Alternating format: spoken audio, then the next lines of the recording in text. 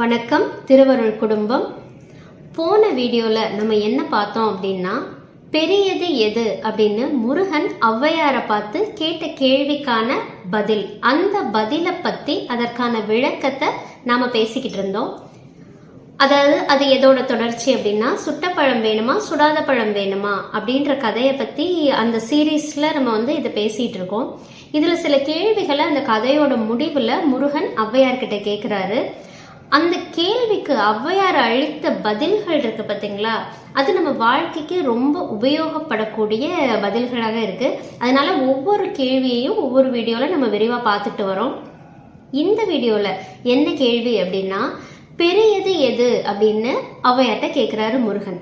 எது பெரியது அப்படிங்கிறதுக்கு ஔவையாருடைய பதில், அதை படிக்கிறேன் கேளுங்க.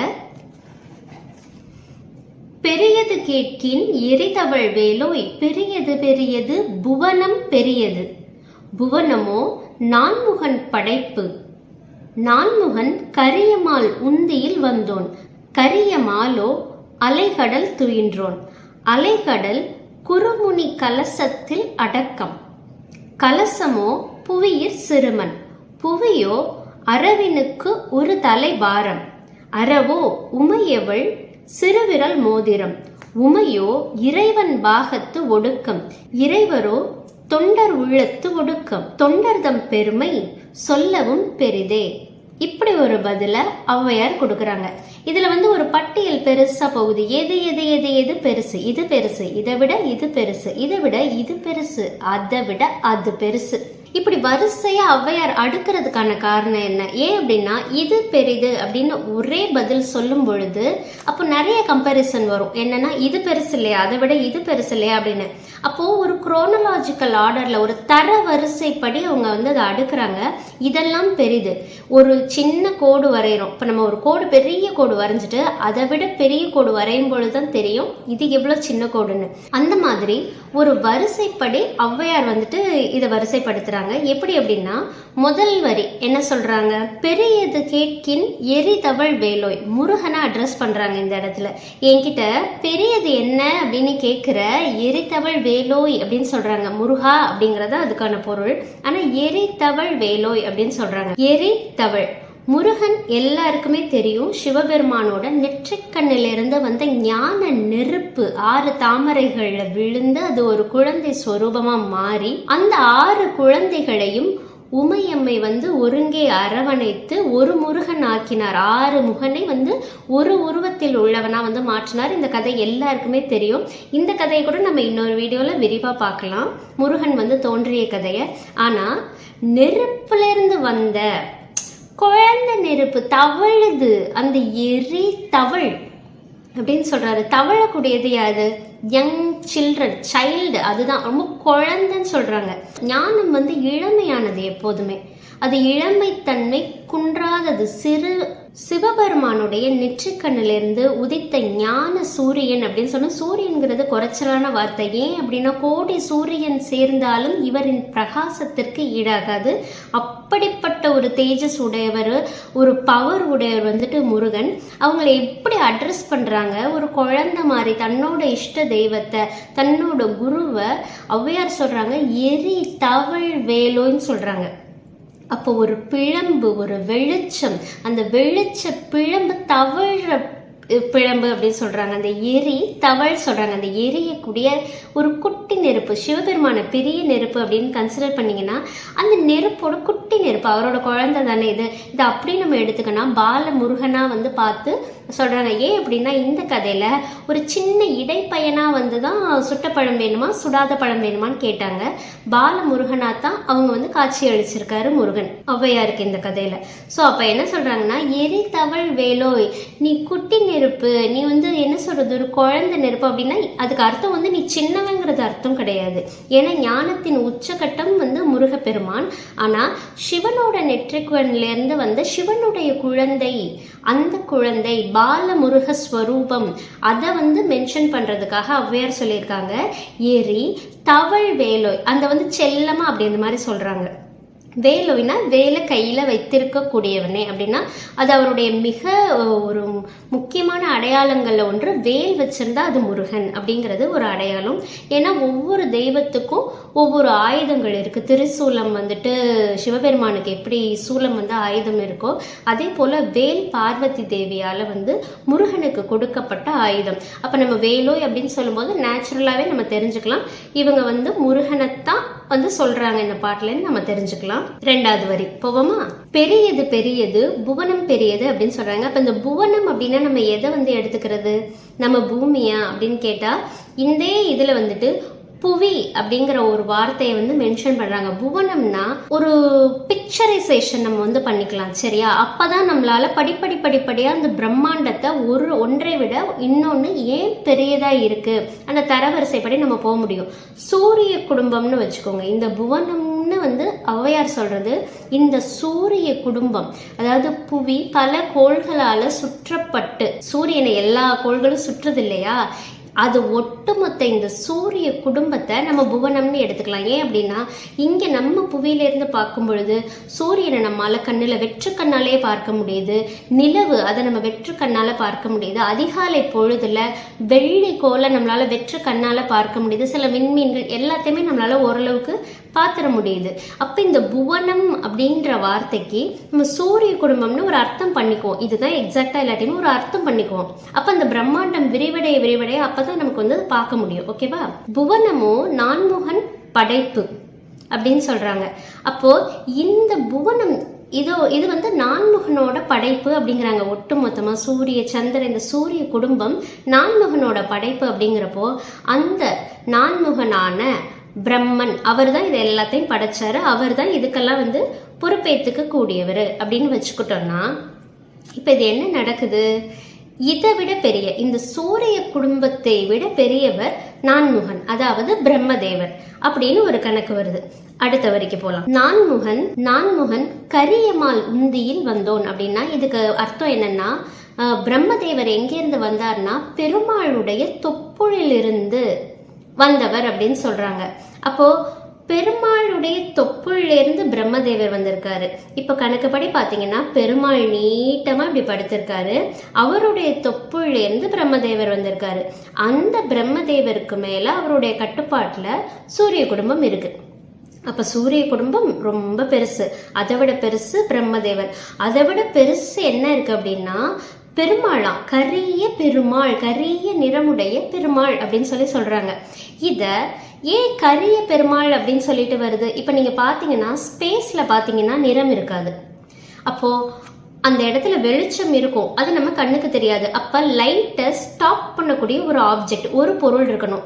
ஒளியை தன் மீது தடுத்து அதை பிரதிபலிக்கக்கூடிய ஒரு பொருள் இல்லாவிடில் ஸ்பேஸ்ல என்ன ஆகும்னா இருட்டாதான் தெரியும்.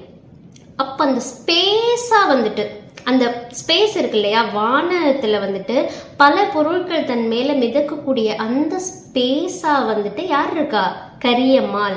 அதனாலதான் அதை கரியம்மாள்னு சொல்றாங்க. ஏன் அப்படின்னா அன்லஸ் அந்த இடத்துல ஒரு ஆப்ஜெக்ட் இல்லை, அந்த பொருள் இல்லைன்னா அந்த ஸ்பேஸ் நம்ம கண்ணுக்கு வெறும் இருட்டாதான் இருக்கும்.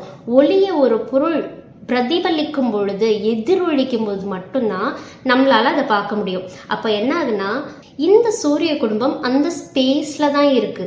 இந்த பிரம்மதேவர் உருவாக்குறாரு, அந்த ஸ்பேஸ்ல தான் இருக்கு. அப்ப இது என்னவா எக்ஸ்பேண்ட் ஆகுதுன்னா ஒரு யூனிவர்ஸா எக்ஸ்பேண்ட் ஆகுது.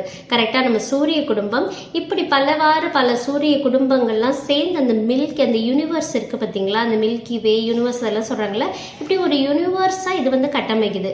யூனிவர்ஸ் வந்துட்டு நம்ம நிறைய படங்கள் பார்த்திருப்போம். நமக்கு அறிவியலோட வளர்ச்சினால அது பாக்குறதுக்கு எப்படி இருக்கு இதெல்லாம் நமக்கு தெரியும். இப்ப என்னங்கன்னா இதை வந்து நார்மலைஸ் பண்றாங்க.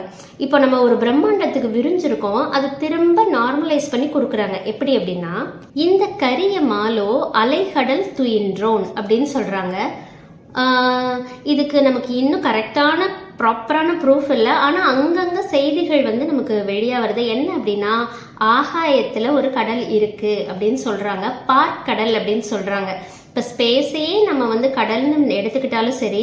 அண்ட் ஒன் மோர் திங் இந்த இடத்துல நான் சொல்ல விருப்பப்படுறது என்னன்னா, தண்ணி வந்துட்டு பூமியிலிருந்து சார்ந்த ஒரு பொருள் கிடையாது, அது வானம் நின்று வழங்குது அப்படின்னு தான் சொல்றாரு. திருவள்ளுவர் கூட சொல்றாரு, வானம் நின்று வழங்கி வருதலால் தான் தானமிழ்தம் என்றுணர பாற்று அப்படின்னு சொல்றாங்க.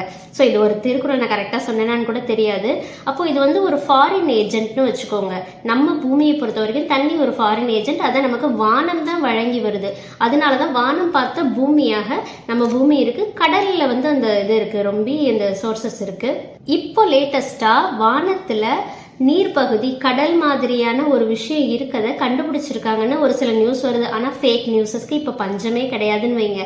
பட் ஸ்டில் அறிவியல் சார்ந்து நிறைய விஷயங்களை தேடி நம்ம கண்டுபிடிச்சிக்கிட்டே தான் வரோம். ஒரு நாளும் நமக்கு வந்து அறிவியல் ஒரு ஆச்சரியத்தை கொடுக்குது. அதே விஷயங்களை நம்ம புராணங்கள்ல இருக்கும் பொழுது அது நமக்கு கொஞ்சம் பெருமிதமாகவும் இருக்குன்னு வச்சுக்கோங்க. இன்னொரு விஷயம், இந்த அலைக்கடல் இருக்கு இல்லையா, ஒரு காலத்துல வரலாற்று நிகழ்வுகள்ல அலைக்கடல் குறுமுனி கலசத்தில் அடக்கம் அப்படின்னு, அந்த குறுமுனியோட கலசத்திலேயே அவர் என்ன பண்ணிட்டாராம், அடக்கிட்டாராம். இந்த ஒட்டுமொத்த இவ்வளோ பெரிய பிரம்மாண்டத்தை இந்த பார்க்கடலோட சேர்த்து அந்த கலசத்துல வந்து ரெப்பி அடக்கிட்டாராம். அப்போ என்ன ஆகுதுன்னா, அவ்வளோ பெரிய பிரம்மாண்டம் சின்ன கலசமா வந்து முடிஞ்சிருச்சு. அப்போ அந்த கலசம் தான் பிரம்மாண்டம் இல்லை, அந்த கலசத்துக்குள்ள பார்க்கடலே அடக்கியிருக்காரு ஒரு குறுமுனி அப்படின்னா அந்த கலசம் எவ்வளவு பெரிய பிரம்மாண்டமான கலசம். ஆனா அந்த கலசம் பேக் டு புவி, புவி வந்துடுது, அது புவியில் சிறுமன் அப்படி சொல்லிடுறாங்க. என்ன சொல்றாங்கன்னா, கலசமும் புவியில் சிறுமன், அதாவது சின்ன மண் கலசங்க, அது ஒரு மண் கலையம், அந்த கலையத்துக்குள்ள பார்க்கடலையே குறுமுனி அடக்கிட்டாரு அப்படின்னு சொல்றாங்க. அப்போ அந்த சிறுமண் பிரம்மாண்டமா, பூமியில கிடக்கிற சாதாரண மண் கூட எந்த அளவு பிரம்மாண்டமானது அப்படிங்கிற ஒரு விஷுவல் நமக்கு தராங்க பாருங்க. ஏன்னா நம்ம பறந்து விரிஞ்சு விரிஞ்சு விரிஞ்சு ஸ்பேஸ், அவுட்டர் ஸ்பேஸ், அப்படி ஒரு பிரம்மாண்டத்தை பார்த்து அவ்வளவு குறுமுனியின் கலசத்தில் அடக்கம் அப்படிங்கிற ஒரு ஸ்டேஜுக்கு வந்துட்டோம். கரெக்டுங்களா? அதுக்கு அடுத்தது இந்த புவியில ஒரு சிறுமன்னா, அப்ப இந்த புவி, அதாவது நாம இப்போ வாழக்கூடிய பூமி எவ்வளவு பிரம்மாண்டமானது. இப்போ ஒரு புள்ளியிலிருந்து ஒரு மிகப்பெரிய கோலத்துக்கு போய் திரும்ப ஒரு புள்ளியிலேயே நம்ம இந்த இடத்துல கனெக்ட் ஆயிருக்கோம். அந்த புள்ளி பூமி. அப்ப அந்த புள்ளி எத்தனை பிரம்மாண்டமானது. இந்த புவியோ அரவினுக்கு ஒரு தலை பாரம் அப்படின்னு சொல்றாங்க. புவியோ அரவினுக்கு ஒரு தலை பாரம் அப்படின்னா, அரவம் எது, பெருமாள் எதுல இருப்பாரு அப்படின்னா அந்த அரவத்துலதான் பள்ளி கொண்டு இருப்பாரு. கரெக்டுங்களா? இப்ப பாருங்க இந்த பிக்சர் எப்படி வந்துட்டு விரிவடைய போகுதுன்னு பாருங்க. அதாவது பார்க்கடல்ல அப்படி சுருண்டு இருக்கக்கூடிய அந்த அரவம், அது வந்து ஆதிசேஷன். கரெக்டா? அந்த ஆதிசேஷனுடைய தலைப்பகுதியில தான், அந்த தலைப்பகுதியில இந்த பூமி வந்து இருக்கு அப்படின்ற மாதிரி சொல்றாங்க. அதனாலதான் அதற்கு ஒரு தலைபாரம், அதுல ஒரு தூசி மாதிரி ஒட்டிட்டு இருக்குது புவிங்கிறாங்க.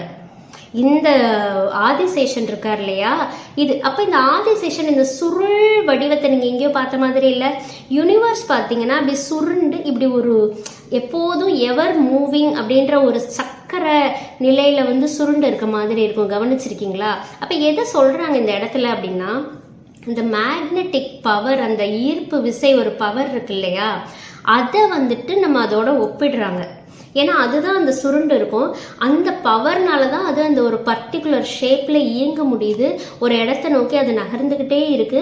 அதற்கு மேலேயும் கிடையாது, கீழே கிடையாது, இது எல்லாமே அந்தரத்துல நிக்குது. எப்படி அப்படின்னா, இந்த விசை, இந்த மின்காந்த விசை இருக்கு இல்லையா, இதுலதான் இந்த ஒட்டுமொத்த இதுவும் மிதந்துகிட்டு இருக்கு. அதுல ஒரு சின்ன டஸ்ட் பார்ட்டிகல் இருந்தா கூட அந்த விசையை மையப்படுத்தி தான் அது அவுட்டர் ஸ்பேஸ்ல விலகி செல்லாம ஒரே பாதையில சூரியனால வந்துட்டு இயங்க முடியுது, பூமியால சுற்றி வர முடியுது. அதை விட்டு விலகாம அதை பார்த்துக்க கூடியது இந்த மின்காந்த விசை தான். ஸோ இந்த மின்காந்த விசையை கிட்டத்தட்ட ஒரு ஆதிசேஷன்னு அவர் சொல்லியிருக்கலாம். ஸோ அப்படி அதை நீங்கள் பார்த்தீங்கன்னா, அப்போ அது இவ்வளோ பெரிய கட்டமைப்பு. அந்த கட்டமைப்பை அடுத்த வரையில டபால்னு சுருக்கிடுறாங்க. ஏன்னா அதை விட ஒரு பெரிய பிரம்மாண்டம் இப்போ வரப்போதே. அரவோ உமையவள் சிறுவிரல் மோதிரம் அப்படின்னு சொல்றாங்க. அரவோ உமையவள் சிறுவிரல் மோதிரம் அப்படின்னு. இப்ப இந்த சிறுவிரல்ங்கிறது இதுதான். இந்த சிறுவிரல்ல போடக்கூடிய மோதிரமா என்ன இருக்காம், இந்த ஒட்டுமொத்த அவுட்டர் ஸ்பேஸ், அந்த ஒட்டுமொத்த யூனிவர்ஸ் வந்து உமையவளோட அதாவது ஈசனின் ஒரு பாகமான உமையவளுக்கு அந்த சின்ன விரல் மோதிரமா இருக்கான்.